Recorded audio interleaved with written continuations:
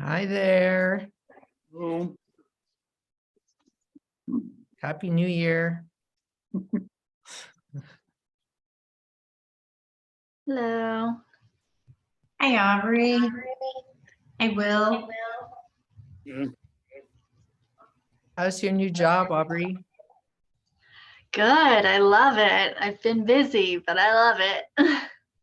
Oh, that's good. Well, it's good that you're busy. If you weren't, Yeah. then job security and all that. Exactly. And I still get to work from home, which is very nice. Oh, excellent. Yeah, I think that's here to stay. Probably. Yeah.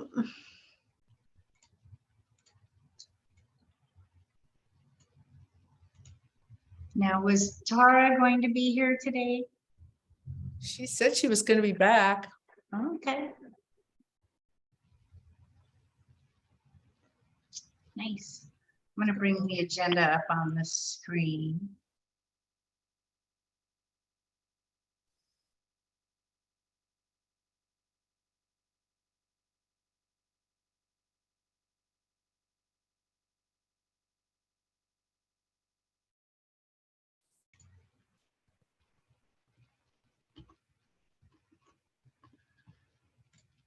Well, maybe we can start with homeowner comments.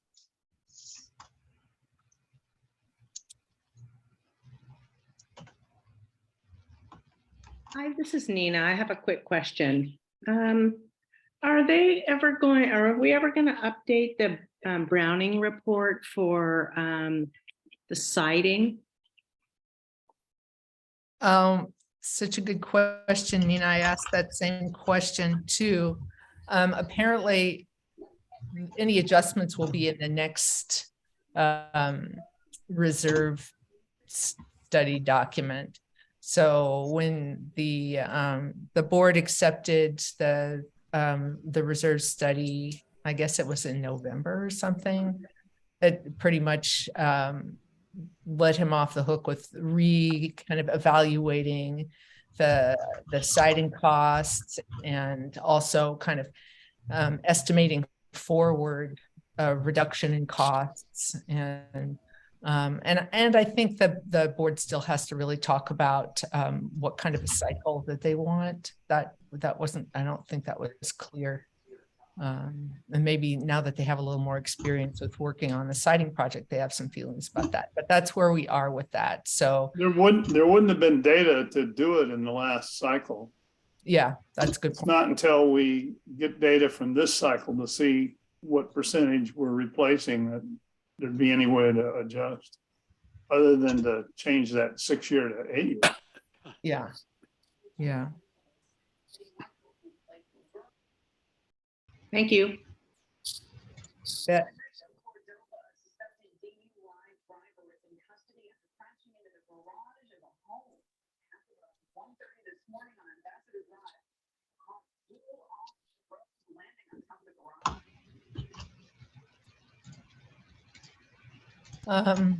If nobody else has any other comments, maybe we can just have some follow-ups and updates. And speaking of the siding, I think Will, you and Betsy were going to get together and see if you could figure out some kind of a denominator for total amount of siding that's possible to be replaced on a subset of units. Did you have any reports on that? I don't have any reports on it because we haven't been able to get together, but Betsy indicates that based on the information we have, probably do that. Is that my understanding, Betsy? Yes, I mean, I know we talked about looking at the architectural drawings and seeing if we can estimate the number of sheets per each model, but we have not had an opportunity to do that between the holidays and StormCon 2023. Yeah, yeah. But we need to do that before Browning starts his next cycle. True. And I thought that this year was a reserve study with site visit, and I was mistaken. They are preparing a proposal for a site or for a reserve study update without a site visit. So I had to go back and count my years, and sure enough, this is not a year with a site visit. Right. So, yeah. So it's But not. he could make the adjustment without the, Yeah, I mean, how many houses have we done now? not a whole lot. I know, It feels like the it's weather going is very so- slowly. Well, Susan, may I interject? This is John. Sure. We've completed 24 and pushing toward 50. I've asked the construction manager to do an analysis based on the first 24 to compare what the actual costs have been compared to what was in the bid. I've asked him to do that again when we are 50 units completed. So we can compare how much it's actually costing compared to what the price in the bid was compared to what's in the reserve study. I can tell you the costs are significantly higher than the bids and therefore significantly higher also than the allocation. So I would expect now that the weather has cleared and they've got a lot of crews going that we'll be up to 50 pretty soon, in which case we'll be able to do a per unit average that we can share with Browning. Right. You know, John, with 24 done, we should be able to get a pretty close estimate as to what proportion of the sheets have actually been replaced in this cycle. Well, obviously, it's running higher than what we thought it would. doing it sheet by sheet is really cumbersome. Instead, I've asked him to do it unit by unit. And then average that over the number of units. We talked about doing it sheet by sheet, but it's been sheets, it's been siding, it's been fencing, it's been pretty complicated. So right. I made a command decision to do it unit by unit. And if we can average it over a large number of units, we should be able to have a pretty good handle on what it's really costing. Well, that'll tell us what it's really costing us, but it won't tell us what proportion of our siding is no longer T111. Right. That's the critical question for changing, looking out is if we've replaced 20% of our siding, 20% of our T111, that means the next time we come up, there's only going to be 80% of the siding left to repair. We should be able to do that. But to do that, you're going to have to know how many sheets. And I think Will and Betsy are saying that they can work that out with architectural drawings. And then, based on what your project director information gives us, then we can work out those projections, John. Well, Betsy doesn't the billing. I'm not even sure we need to look at the drawings. Every time a home is done, they give us an inventory of how many sheets and pieces of siding were in the bid, and then they show us how many pieces of siding and trim are actually done. So we can use that. But they don't have the total number there so that we can get a percent of the total that has been replaced. That's the information we need to project forward. That's the key is that I know that off the billing, we can figure out how many sheets were replaced, but is it, 20 sheets of 200 sheets, or is it 20 sheets of 100 sheets, or is it 20 sheets of 300 sheets? Because that's going to tell us in the future what proportion we have left that's T111. Exactly.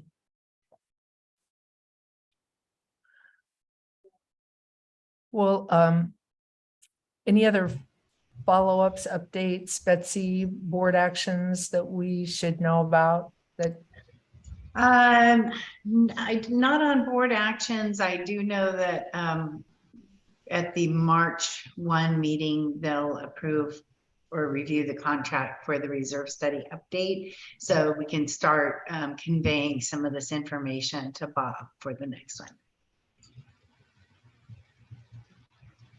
one. Do you want to just, sorry, explain a little bit more about that? Sorry. I was just looking at these, this text that came in, these beautiful pictures of Tara getting married. Oh, is that on the chat? No. No, I'm sorry. I was going to distract Susan. My apologies. Congratulations, Oh, Tara. Thanks. Thank you. Oh, this is so cute. Oh my gosh, it's gorgeous. Okay, so sorry, Betsy, can you just say that again? Yeah, so you know, talking about what the reserve study projects for allocations is, you know, it's always something that I know this committee is working on. Certainly we've spent a lot of time and we'll continue to spend a lot of time talking about siding and painting and paving. But what generally happens, how the process works is when, in fact, I don't know if I can show it on my screen, but when I tell Bob, yes, the board approved the contract, what happens next is I am directed to a spreadsheet that it kind of mirrors the reserve study. And my job then is to put in what we anticipate that we will spend in the current year. So let's say like in a few months, I'm going to say, okay, Bob, based on the conversations the board is having and the contracts that we've already entered into, this is what we anticipate spending on this line item, paving, whatever it is. But at that point, you know, a lot of it might be, it might be a contract, in which case I'll say, you know, they went into contract for X amount of dollars. But it's not going to capture any like change orders that happened after that. So at the other thing that I send him at the same time is the end of the year financials for the year before. And that's when things get kind of like trued up. And so it can be a little confusing because it might, you get some skewed figures. So for example, let's just say it's April and I'm sending him these numbers. And maybe the board by then has already selected a contractor for phase 2 siding repairs. Well, we know how much that contract is, but we don't know what the cost of any change order is going to be. But obviously that'll have to be reported. That doesn't get reported until later. So I guess the point I'm trying to make is it's kind of always a living document. There's always some flux. It's not something he's updating monthly, you know, although I report to you what has been spent monthly. I'm not reporting that to Bob. He doesn't want to know it. He wants to know it twice a year, basically. Once when we're projecting for the next year's reserve study and preparing for that, and once you know, when he gets the end of the year figures and he rolls those end of year figures in. So I think that's interesting to talk about because you know, if people have ever wondered, how does he get those numbers? And I can bring up the most recent reserve study. I have it here.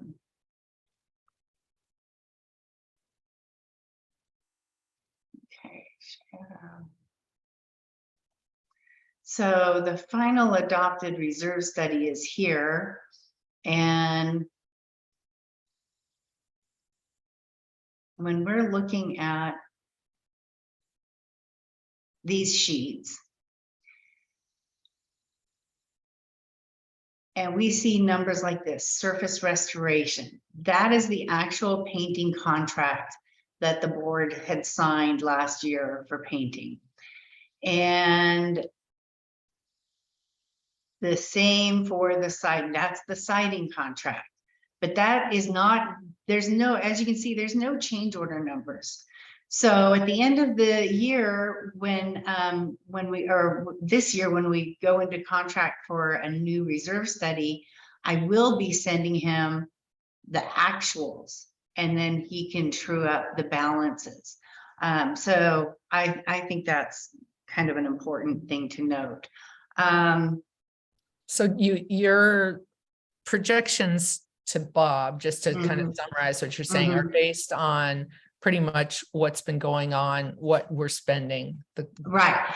And it's basically like maybe what we've gone into contract, but for other things, like we just don't know. I mean, we've told him that we think we're gonna spend here on roofing 590 units, all ongoing, this line 920. It generally runs in between 30,000 and 50,000 a year, just for reported roof leaks or, minor damage when a branch falls or something like that. But you can see now what I told him it cost in 2022 was $30,000. I gave him that number back in March of last year. I said, I anticipate we're going to spend $30,000. And that's what he populated this with. Now, this is where we start getting into actuals. So that's the reserve study. And then if we go over here to the most recent financial, which is dated December 31st, 2022, we can see on the reserve fund balance schedule, roof reserves right here, 23,120 is the GL number. These are balance accruals, but when we look at expenses for the year, I gotta scooch over a little bit and then go. So we have spent 22,720. And so once we enter into contract with Bob, I'm gonna give him this number, that 22,720, and he'll plug it in. But by then it will already be in the past, right? Because 2022 will have passed. And I will tell him, I think in 2023, we're going to spend probably pretty close to what we spent in 2022. And this number will change. The next time you look at an adopted reserve study, which usually happens in the fall, this number will not be $50,315. So every year there is some of that flux built into the reserve study, just by nature of the needs of the community and what ends up being needed for a particular component. Sometimes nothing is needed and sometimes a lot is needed. So I think that's kind of important to highlight. So do you anticipate that some of our cost projections are going to be altered by the storm damage? I mean, well, I think it's a really important conversation for the board to have, because in another part of the reserve study, this is page 163. This is called section 7A. It's anticipated expenditure by year for the next 3 years. So you can see these are 2022 expected allocations or expenditures. This is 2023. And, the storm really did a lot of damage. So already we've incurred over $200,000 worth of tree expenses, tree and landscape cleanup expenses. And there's only a claim payout for those components in the amount of 200,000. We're at about 212. Plus I have more invoices that just came in last week. So we're really at about $225,000 worth of landscape expenditures. We're only going to get 200,000 of that back. And that's just for cleanup. So if we go down here to 2023 landscape, you can see that 1.295, $1,295,238 is what we anticipated spending on landscape, but that was obviously before the storm. So, there was a big chunk here for an irrigation project and another one for any landscaping related to the project also. So that was about 700,000 of this 1.2 million. So, sure, we've been reimbursed for the most part for the cleanup, but there's a lot of damage. And I was talking to Oscar last week. Apparently those giant stumps that are sitting up on their sides are going to be really costly to get out of the ground. Simply because of the enormous size of them. And it's not like you can take a stump grinder to something that is, it's not sitting in the ground, it's sitting out of the ground.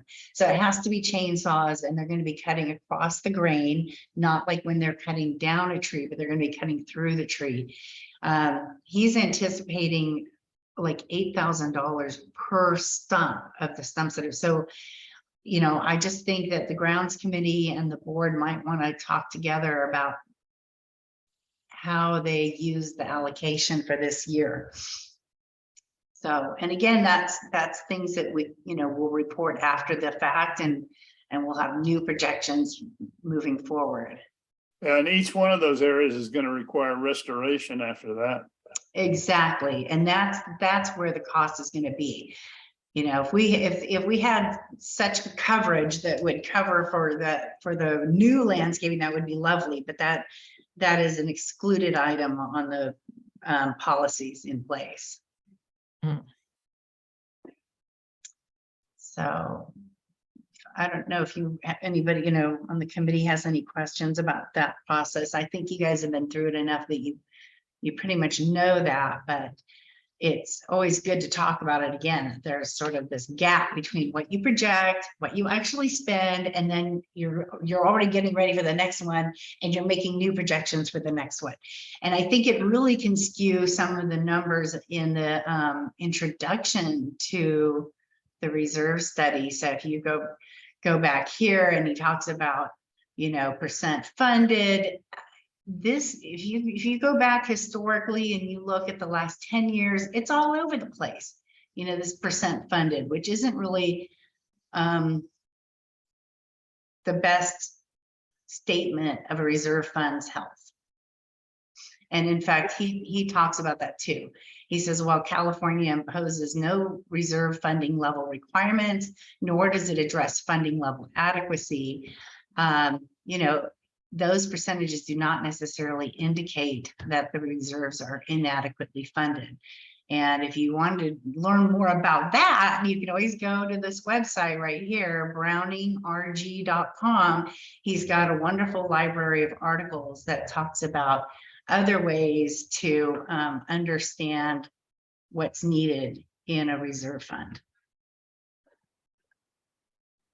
I always thought that the percent funded had to do with how much was allocated in that year, how many expenditures were allocated in that year, and the amount, and then it was replacement cost for all the assets. And I thought, I mean, I really think it's how much we have in the bank, and what the replacement cost is that year, which depends on the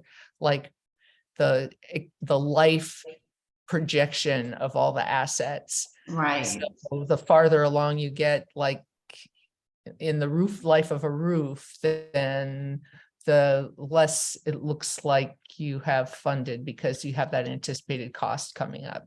Yes. Yeah. Exactly. But it is sort of a mysterious number, and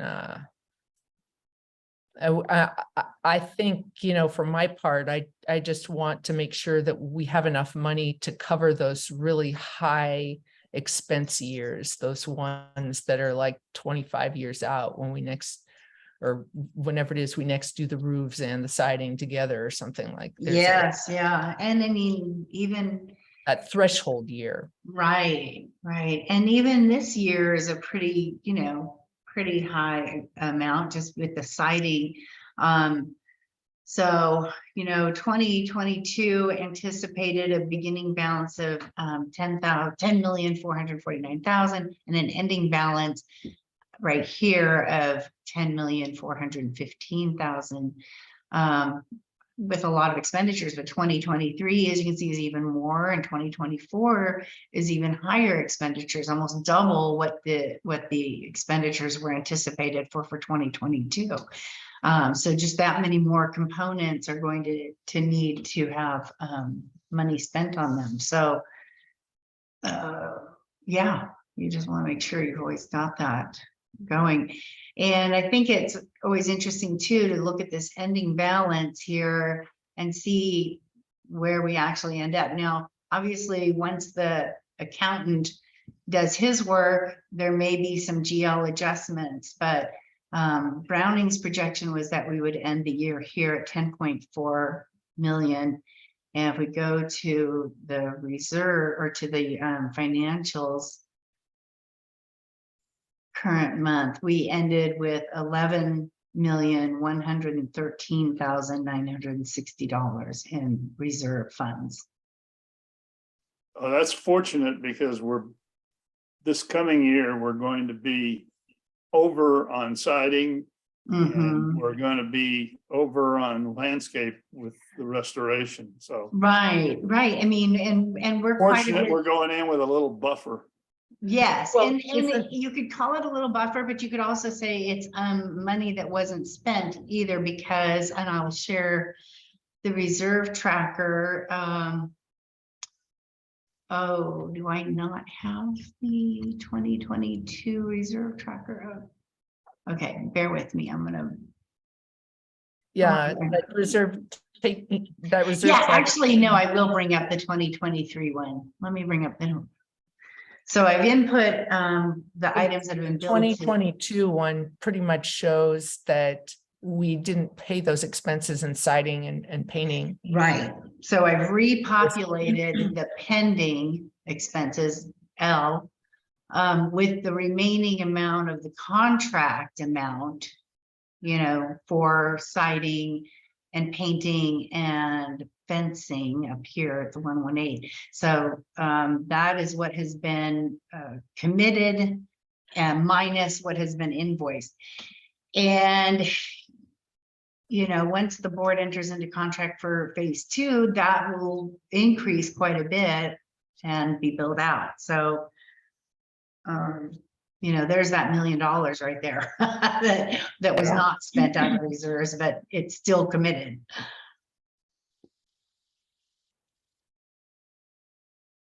Yeah.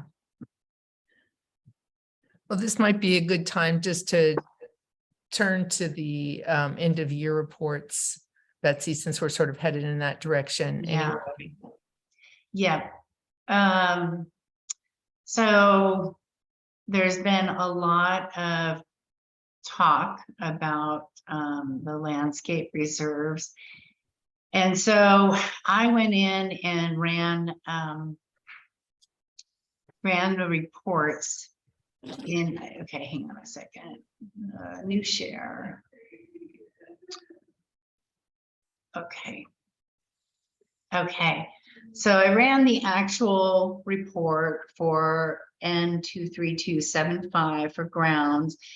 As you can see, I ran it from January 1, 2022 to December 31st, 2022. And the total expenditure was $671,820. And if you look at the reserve tracker that I have been keeping for the year, you'll see that pretty well trues up. And I think that I was impressed because it's not easy. And that's just for landscaping, Betsy. That's not trees or irrigation. Yeah, that one is just landscape. Betsy, we can't see that other window. I know. Let me bring a new share. I know, it's so picky. I know. Okay. So this is the 2022. And it was, I updated it at the beginning of this year because I pulled out the pending expenses and moved them over to the 2023. But you can see that where we landed for N23275 with me entering it by hand was 671,820. And what did I just say on that? You just said that much. Yeah, so I was pretty pleased to see that you know, me entering in by hand every time I pay bills, trued up with, you know, the actual bills amount. So it's always tricky because I'm entering some on this spreadsheet down here that says pending, and then I'm entering, you know, I'm trying to subtract from here and add it to here when it becomes actually expensed, and that's where it gets a little tricky, and where I don't love this tracker because I feel like I'm not an accountant, and I'm you know, I'm hesitant doing this. I really prefer to rely on these reports because the reports are pulled exactly from the checks that are written. You know, you can find the check number, you can see how much it was, and it adds it up automatically, and it is what it is. And so I tend to want to rely on those. Do you want to just explain a little bit the invoicing process and, you know, how these expenses get entered into the system and all that? So the invoices go directly into a specialized program. All the vendors are advised that if they want to work with properties managed by First Service Residential, that they need to email the invoices to a dedicated email address, and it's basically a robot address, and the robot knows how to read the invoices, and then it populates the fields, and it sits there in this little program until I log in, and then I see the invoices. If it's an operating expense, I can code it to that operating expense and approve it right then. But if it's a reserve expense, obviously we have requirements by California law that require signatures from the board. So for those, I download it, I save it, I print it. I try to put all, you know, for a single vendor, I'll try to put whatever invoices I have together. We fill out a reserve expense authorization. We attach the invoice. We attach any backup that we think will be helpful to the directors that come and sign the reserve expense authorization. Once we have that signature, scan that reserve expense authorization in, and that actually goes over to our banking department so that they can transfer the funds out of the reserve accounts that that are like your investment accounts. They can transfer that to operating, and then I'm able to approve it in the bill pay system, and that's how those work. So it's a multi-step process.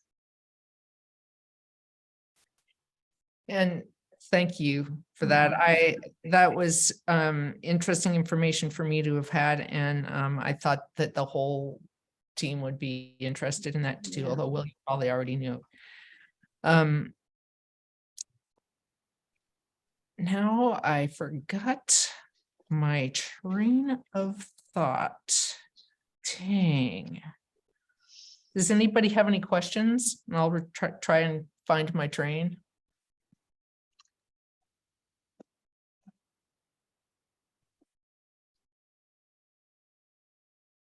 Okay, well, I lost it. Oh, I know what I was going to say. Okay, it just takes me looking up at the screen. Oh. I just wanted to kind of, although Betsy talked about this briefly, the reason sometimes that reserve tracker is not exactly doesn't exactly align with the expenses is because she puts in the kind of projected costs of a contract. Yeah. And or whatever is approved, sort of earmarked by the board, and that goes into the reserve tracker. And then sometimes invoices are lodged against that project, and that doesn't always get deducted from the amount earmarked. So the reserve tracker sometimes overestimates the cost or the amount that we've spent. Yeah. And we're still talking about how we can do something about that, but Yeah, one of the things I wanted to show the committee, if you don't mind, I've got to open it. I don't have it open. But I thought maybe an easier way to do the reserve tracker that might be, I mean, it doesn't print real easy, but it does show everything on a single worksheet. And this is really rough, and I didn't want to go any further. I'm going to do a new share. Yeah, that's it. Okay. Okay. No, that's not what I want. Sorry.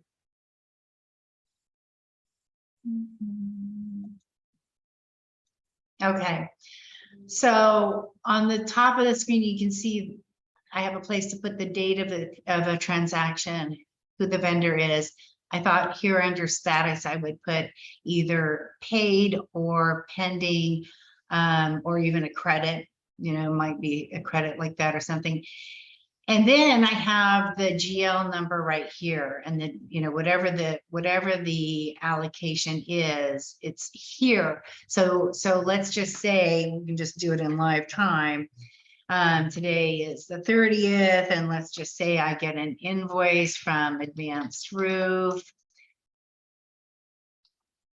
And I can just take it right over here. Whoops, and I'm going to say I'm paying it. They went and inspected a roof because somebody had water. And then we can just take it right there and put in the amount. And we can run a total at the bottom, so we can always see what each component has for a balance at the bottom. That way, because the thing I like about this is everything's on one page. It's very visible. I thought I could even add a line up here underneath the description of what the allocation is anticipated for that year. So as you're watching the things kind of check off, it's kind of almost like your checkbook. So I thought that might be a little bit better than the other one that we've been using, which is a little more slick in some ways, but it's also a little more obscure because the expenses, are on these backup sheets behind the tracker. And so you don't exactly see the invoices. And I think some people might really like to see the invoices that are paid, as they come in. And it would get long. You go back to that one we've been using and look at that backup for expense notes. It starts up here and it goes all the way to, yeah, it's 147 lines. So it definitely gets long, but you would be able to see everything right on one page. Any thoughts on that?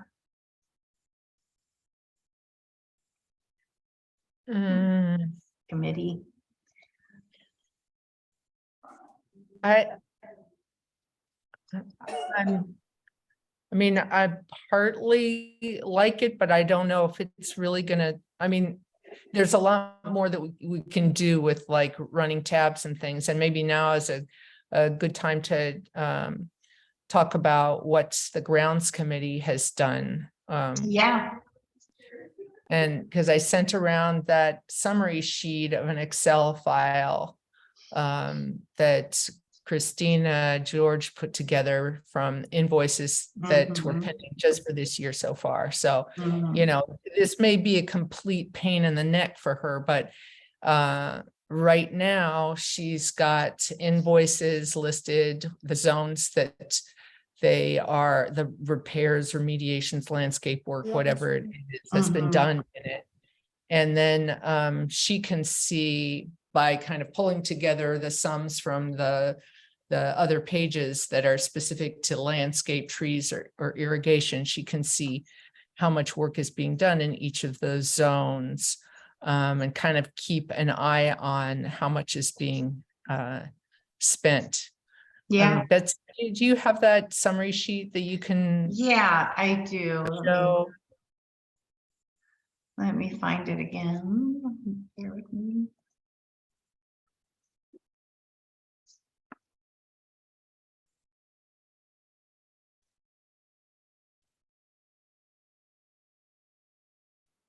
Okay. Well,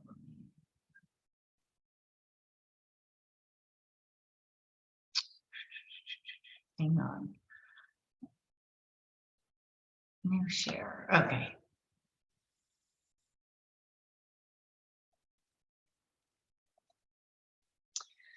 Yeah, so the summary is pretty great because it's broken down by the zones and by the 3 GLs that we use for landscape related expenses. So that is the summary up until 1/22/23. And it's backed up by these, you know, worksheets that Christina's created where, you know, it's by zone. Some of them we don't have a rank in there. That's based on the priority. There's a work order, the issue date, and then the invoice amount and the invoice number. So, and then that breaks down by zone and it all feeds into the summary sheet. So it's pretty great way to keep track as we go along, and maybe I just take the numbers from there. What I've been doing is as the invoices come in, obviously she's already seeing the work orders as chair of the chair of the grounds committee. She's copied on the work orders that are issued. So she's tracking them, you know, tracks, it starts with the work order, lists that. And then when I get the invoice, I shoot her a copy so that she can then mark it in here.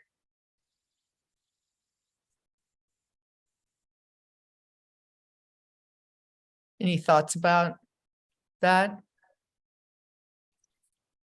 To me, this looks like a really great kind of planning tool in addition to a way to keep track of expenses.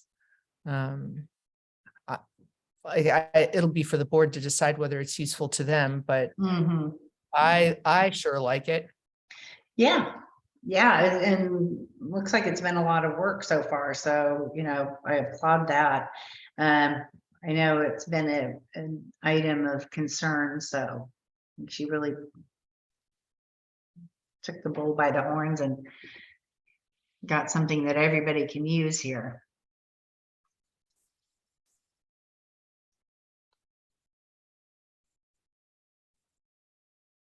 I like the summary tab on this one, and I think Betsy, the draft you had is very similar and could easily also have a summary tab on it. Yeah, Because as you said, right, once you start listing things, we're going to have hundreds of rows that's very true. quickly. And so to do a total at the bottom would still, you know, just to pull it over to a summary tab might just be even easier Yeah. to see. One of the things too that I want to highlight that I've done on the reserve tracker for 2023 is now I got to share it again. New share. Okay, so I've completely taken out the beginning balance and the ending balance because I think that created so much confusion. Because when you look at the you know, the reserve, when you look at the reserve study, he has big buckets and he is watching those buckets, and that's where things like percent funded come from, to make sure that we have what we need when we need it. So he's got the big categories and he has basically a balance of what should be in that bucket. And so the old reserve tracker tried to show that in here, but I don't think that's where most people's interest is. And if anything, it just creates confusion, because those balances don't mean that when you've spent the allocation, that bucket is gone or you don't have any more money. It might mean that for the next year, you do something a little different to maybe build that balance back up. But the whole while you're spending, you're also contributing from your dues. And so that would, the old tracker was trying to show that contribution as well. And I don't know that that's the best place for it. So committee members, do you have any thoughts on that? I think Is it- this makes more sense. If you're on the, you know, for the board to work with, this is Mhm, telling them what the allocation was, mhm. how much we've expended, how much is left and how much is pending. Those are the key Yeah. questions. Yeah, and just kind of keeping it confined to what the allocation for the year shows and not those bigger bucket pictures in the same kind of tool. So, Yeah, I agree. I okay. agree. Well, It removes more distractions that Yeah. weren't helpful. yeah, and I'd like to even clean this up a little more because it still is a little weird when you look at the allocation here and then there's only this column here. So it's easy to think that this column is only column 1 minus column 2, leaving you a number, but it's actually not because it's scooping over here and getting the pending as well. Pending should actually follow year-to-date expenditures. Exactly. And as soon as I figure out how to make it do that, I mean, it's in there. It's, if you look at the total, you can see, for example, here's a great example. Paving right now, we have a $72,000 allocation for 2023, but we still have $81,000 committed towards the seal coats that were contracted for last year.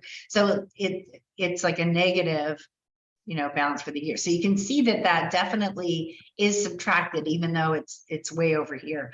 But this is one of those I things can too, fix where that for you, Betsy. I know it means that you have to change all the formulas behind the thing, yeah. but it's not a big deal.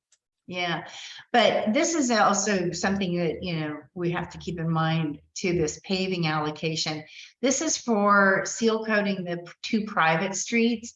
And we still haven't seal coated the alleys because if you recall, the weather started getting cooler and darker earlier.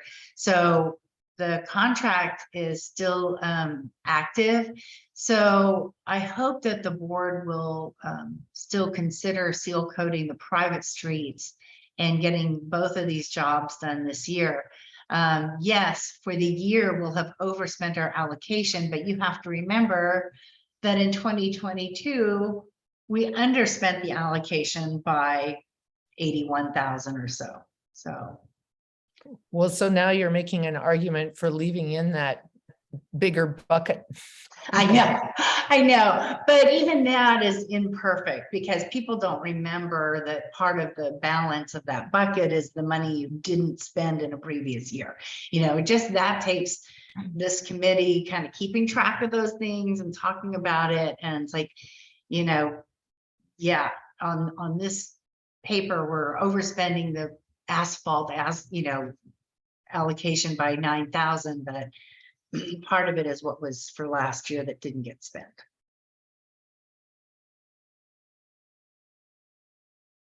Yeah. Other comments? Questions? I'm going to bring up your agenda again.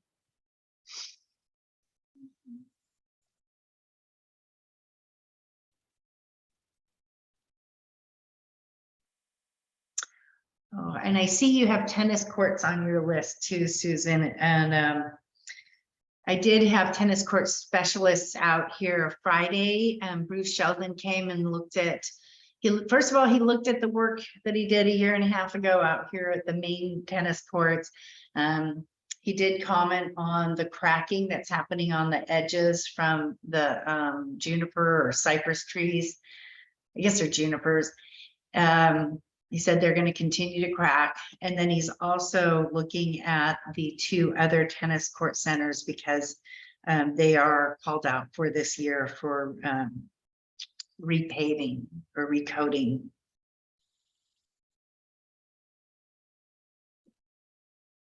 Yeah, I know there's a lot of discussion at the board level on the 10th, on the destruction of those juniper trees from the Mhm. courts. And so I'm glad that that came through.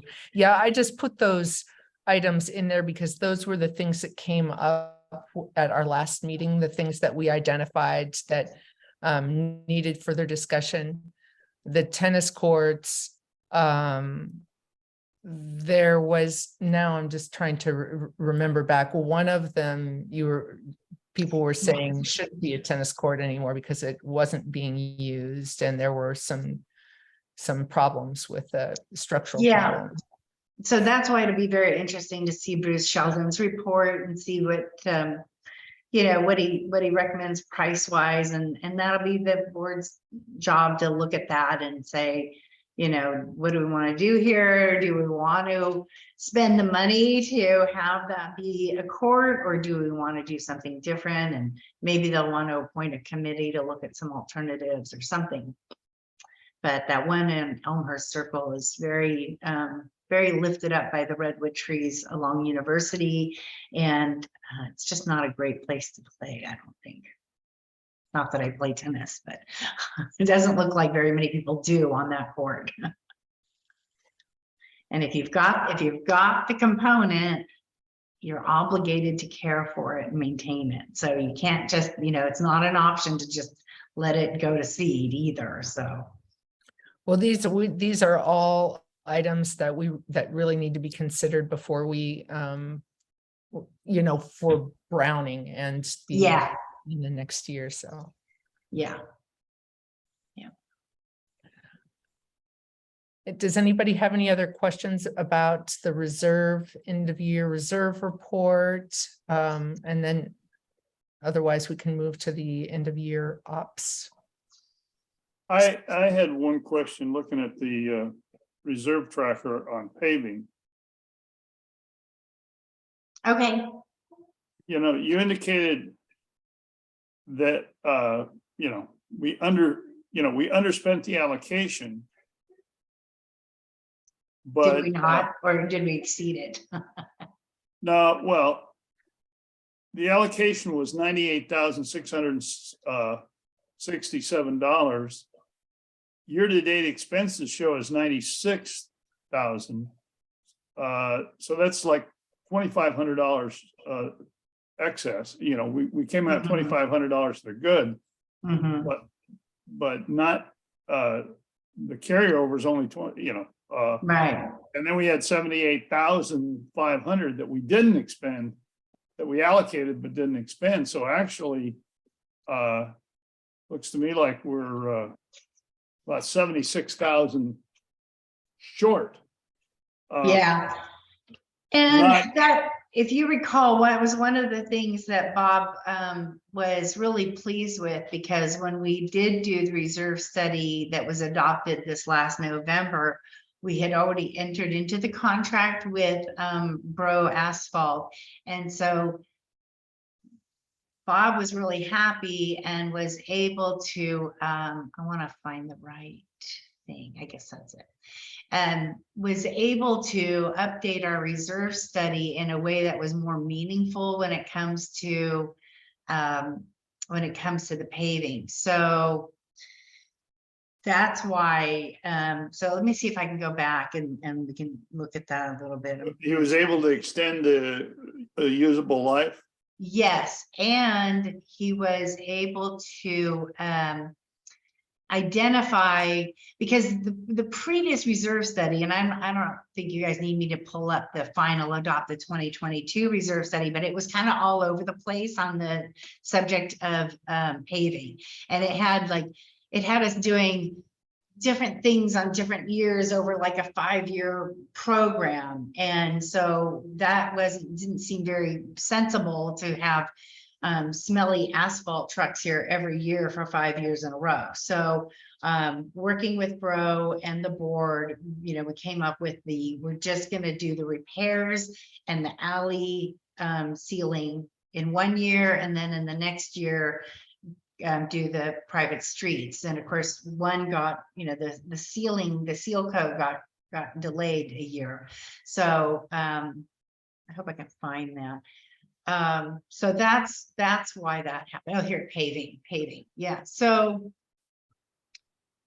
you can see that 2022 shows all of those, the seal coats of the alleys and the asphalt repairs. And then 2023 has sealing the actual private streets and repairs of the private streets.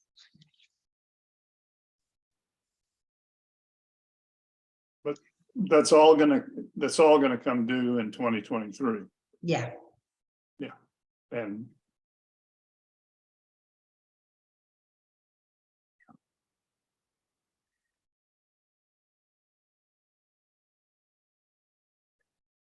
but apparently we had, according to the reserve tracker,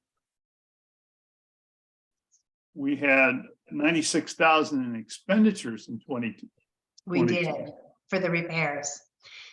Yeah, so but we entered into contract for 177, 194, or whatever it was. So if we go back to the tracker, you can see that a little better. 2022. So we did the repairs, but we didn't do the resurface. We didn't do the resurfacing, right? So yeah, so So it's a situation where the amount was earmarked and only half of it was spent. Yeah, but so it appears to me that the allocation, if you consider the fact that we only did a portion of the work, the allocation was inadequate to start with. it is, right. And I mean, that's a question what I'd like to do is, but I took it directly from the reserve study for 2023. I didn't want to be looking like I was, playing with the money, but what really should happen, as you're saying, is like this amount that was contracted for last year should be added to this, right? And that would be the new allocation. And I feel the same way about the fencing contract, the siding, the painting. Well, if it's a pending expense, absolutely. If it's just unspent money, it just kind of disappears and goes into the pool. Yeah. But I feel the same way. I have to excuse myself for just a minute. I'm sorry.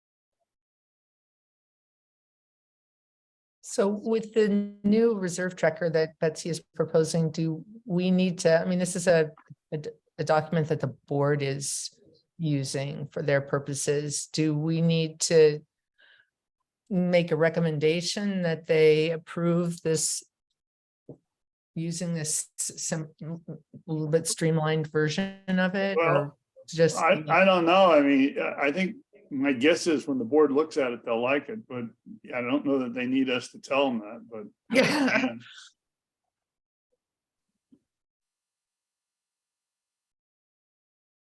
Sorry about that. I got a phone call that I had to take. Okay, sorry. So do you want to make a recommendation to the board then that the contracts that were entered into for paving, siding, painting, and fencing be added to this year's allocation just for our own bookkeeping, our own tracking? Well, I mean, in a sense, that violates the whole principle of the reserve study, because Right. I mean, we need to know that. The board needs to know that that's going to happen because it's going to affect next year's reserves and subsequent year reserves, but it would be violating the basic principle. All the numbers in there are built upon all the other numbers in there. So when you start playing around with them, you play around with some and not the others, you'd have to revise the entire reserve study. It's only because those numbers are, excuse me, are already obligated, though. It's not quite the same as like, well, we didn't spend this, so let's attach this last year's allocation to this year's. It's like we have this money obligated contractually. Right. In this. I So understand maybe that, but you set it aside completely. Because what I did with the last cycle is at the end of each phase, I gave Browning the exact numbers that were, this was phase 1, this is exactly what we spent on fencing.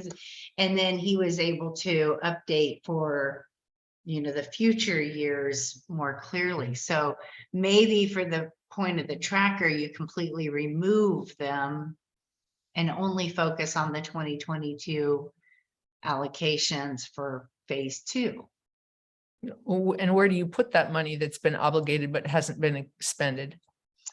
Yeah, it would be another gyration for me because I have to update this tracker every month based on what I actually process, what the board actually signed.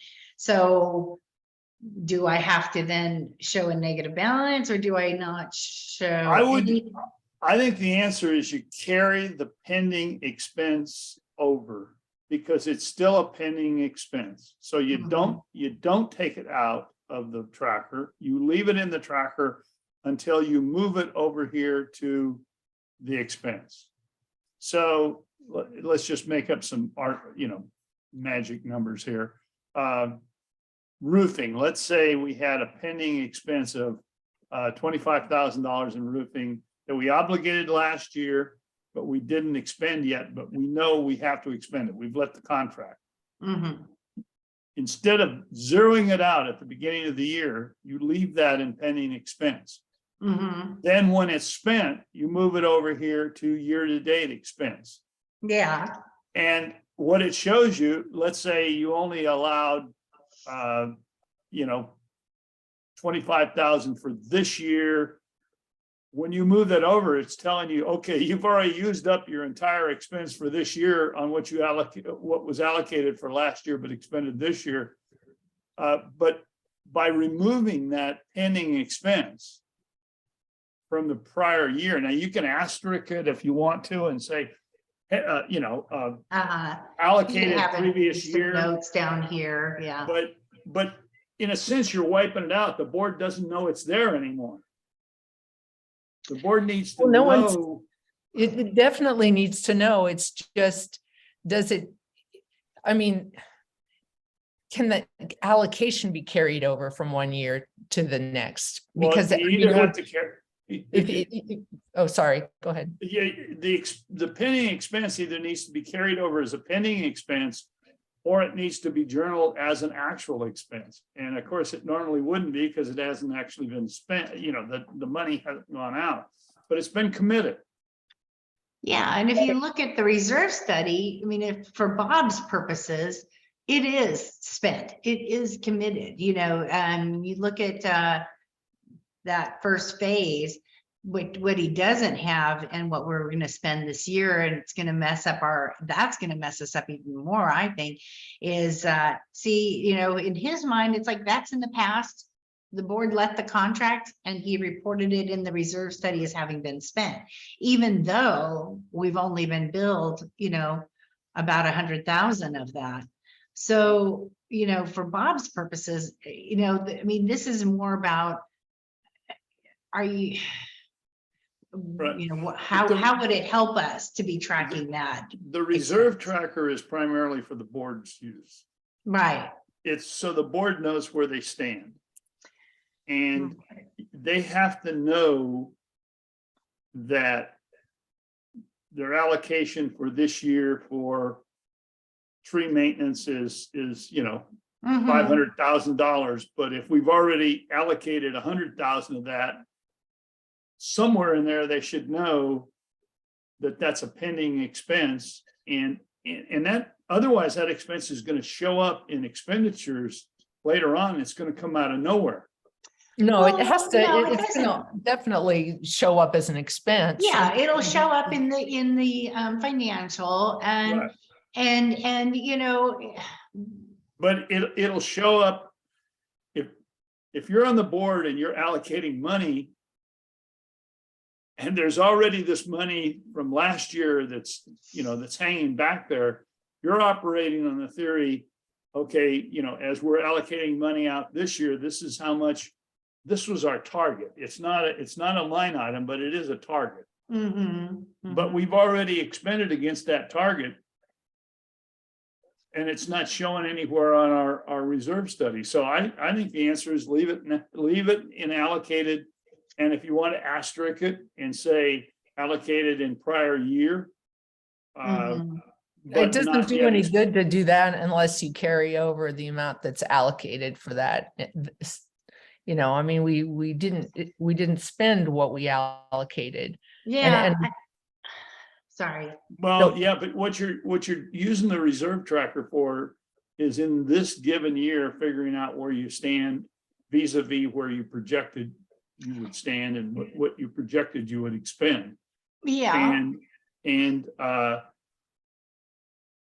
so if you've already allocated money that you're going to expend and you can't avoid it, somewhere you need to, the deciding individual needs to be able to know that.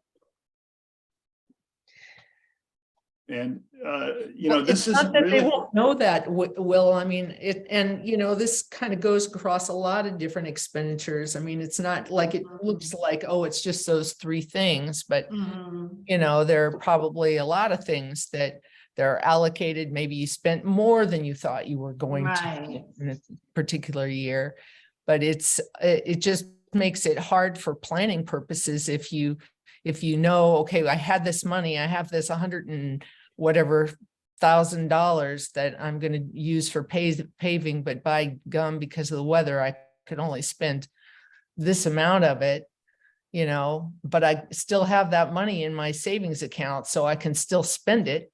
You do, but let's take paving in this particular case. You expended all but $2,500. No, I think, look at that again. I think that all but $2,500 includes the pending amount.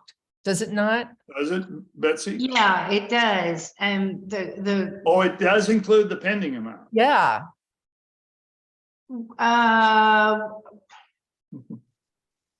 Wait a minute.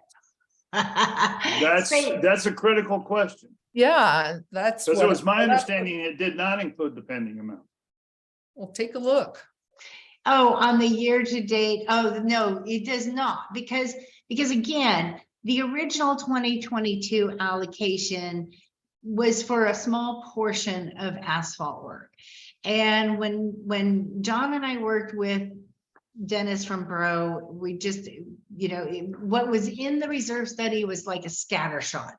And even Bob Browning didn't know how we were supposed to do it at that point. We'd missed certain cycles, we had done others. So it was like just all this spent over a 5-year period, which didn't make sense. So the reality of what makes sense, how much disruption can you bring to the community in the way of asphalt, was this contract that we, the scope of work that we actually sent out to bid. And the final proposals were all in the like $170,000 range. And the board selected Bro, and I'm going to try and remember or find what was committed. I guess this is the one to look at. I just have to go back again. How much do we write checks for? How much do we write? Last year. $96,000, I believe. Okay, so that's the actual expenditure. Yeah. And so this pending is still pending, and it's still an obligation that we've got. Yes, absolutely. That's why I think it needs to be in there so the board knows that they've got these pending obligations. If Yeah, it isn't something that we are bringing money forward for. yeah, It's something that it was a short, if it's a shortfall, it's not a problem, but if it's an overage, it's an allocation over and above what was allocated, and we're bringing it forward, then the board sits down and says, okay, how much are we going to spend this year on, landscaping is the big hoopla. How much are we going to spend on landscaping? If it turns out we allocated $100,000 toward landscaping, but we haven't expended it yet, they ought to know they're starting 100,000 in the hole. yeah, So my answer is the simple thing to do is just leave the pending from prior year. You could call it pending from prior year or whatever, but leave it in pending, or just leave it in pending and put an asterisk in those that were from prior year, and put, down at the bottom of the page at the asterisk, prior year commitment. if it's obligated, If it's obligated. Oh, yeah, absolutely. It has to be obligated. And you've got those numbers because they're at the end of your 2022 tracker. The numbers are in there. Yeah, You've just been pulling them out. yeah, that's what I did. Yeah, so I would say don't pull them out. One less thing you have to do, and one more thing the board's going to understand. Yeah.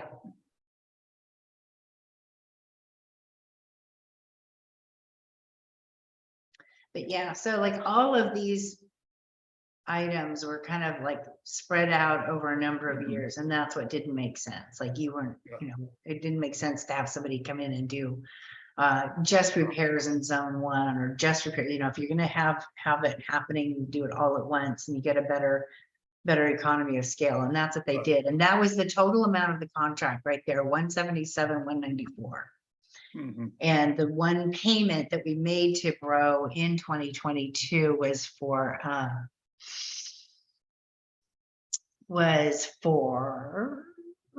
paving. 96,045 is what we Yeah. actually paid him.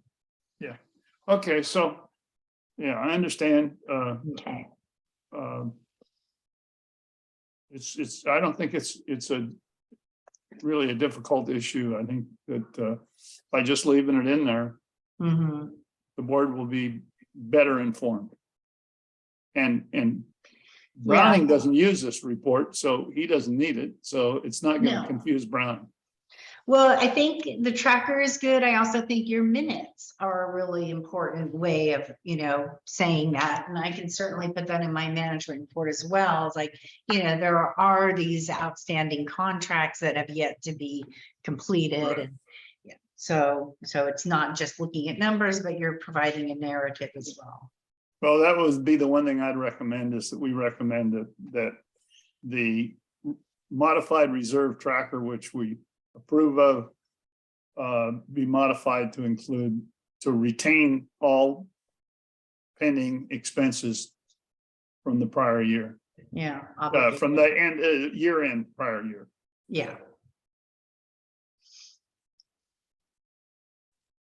Do we need to take a vote on that? I'm just saying we're recommending a modified reserve tracker that includes the pending expenses from the prior year. Seems good. Yeah, everybody agree? Why don't you add the word carried over from prior year? Carried over from, So it's clear that we're, okay. I might add obligated pending expenses carried over from the prior year. Okay. I love that Zoom background. It makes him look like he's walking out onto the Golden Gate. He's walking on water. Oh, Awesome. yeah. And then, I guess like Will's saying, we just don't worry about whether the allocation was there and we didn't spend it or what. I mean, the fact is, out of the allocation that's coming forward, there is either a pending expense or not. Right. I didn't really go off the Golden Gate, but Alexa was You did demanding too. I We come in the saw kitchen you. and take something out of the oven. We saw you on the Golden Gate Bridge walking on water. We all saw it with our own two eyes, okay? And eyes don't lie. I don't normally walk on water, but once in a while. Oh, okay. Today was one of the special days. I know it's getting late. Do you want to just take a look at the year-end operations budget and Yeah, I can do that. I have it. Financial. So, the biggest thing to note, I think, on the financials is that our reserve allocation, our reserve contributions exceeded budget, which is what we kind of wanted, because we've been carrying a prior year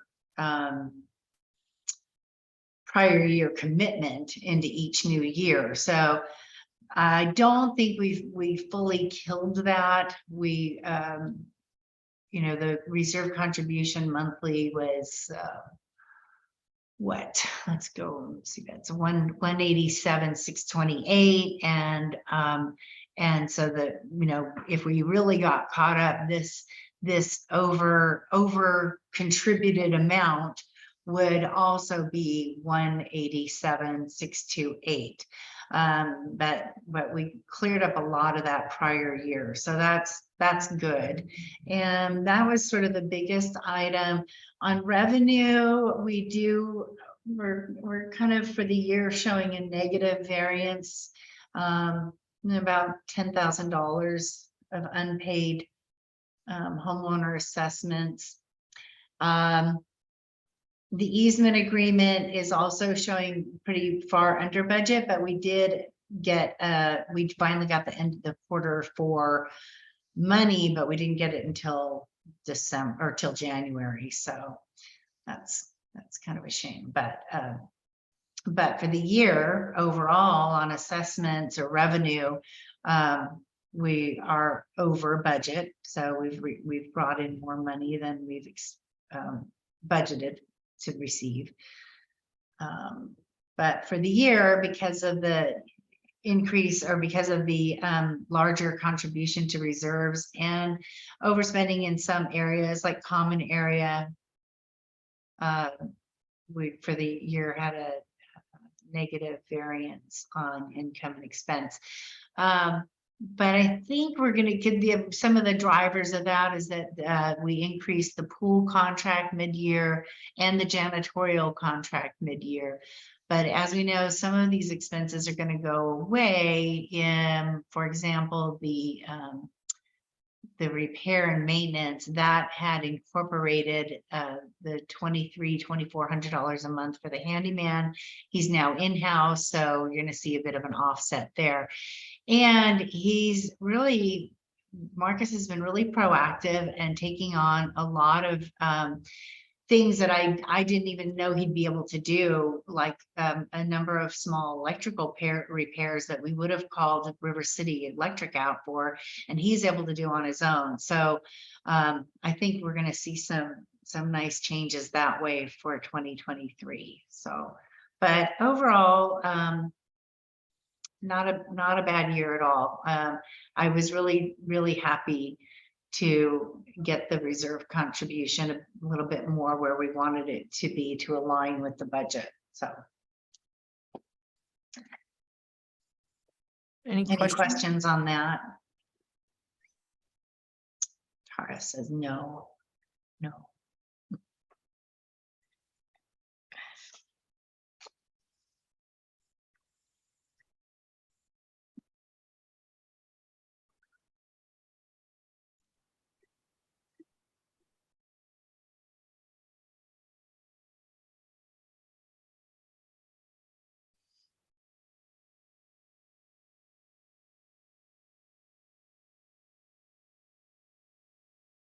Anything else that we need to discuss?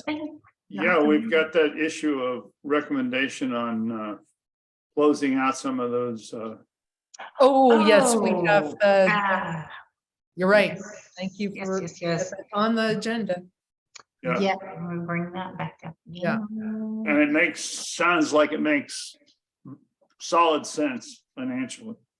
Yeah. Yeah, let me minimize this a little bit.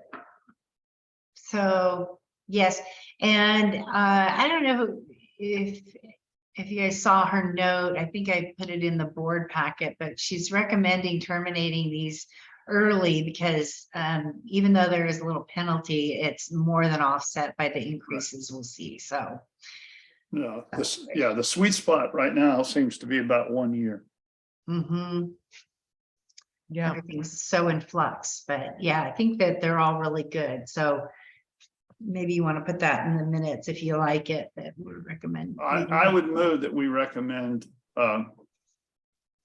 following Move to the approve. her recommendations for closing out low interest CDs and reinvesting and paying the penalty. Paying the penalty and reinvesting in a higher yield Higher yield mechanism. instruments.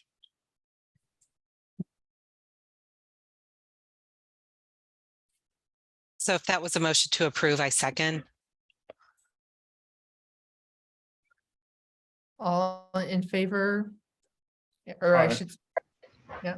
Yep. Is that a favor or a not favor, Aubrey? Says yes, favor.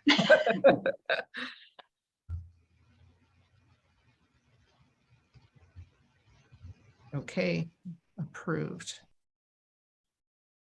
I'm just writing out this while I remember it. Yeah, and then next month is a short month, so the fourth Monday is the final Monday. 1, 2, 3, the 27th. And I think I think I'll be back. I'm not positive I'll be back. I'm going to Puerto Rico with my son and his family. And I'm coming back that Nice. day. Yeah. So I'll double check, but does somebody want to run the meeting if I don't get back in time?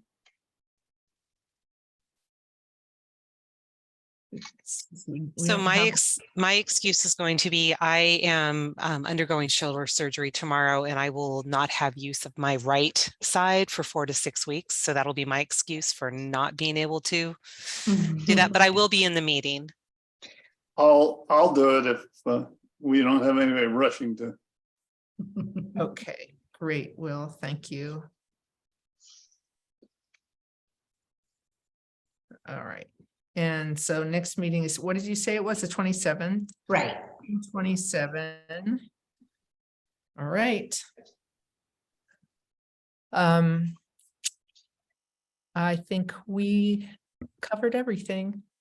So thanks everybody for your brains and your time. Thank you. And meeting is adjourned at 5:55. Thanks. Good night. Have a good night. everybody. Bye. Bye. Thank you.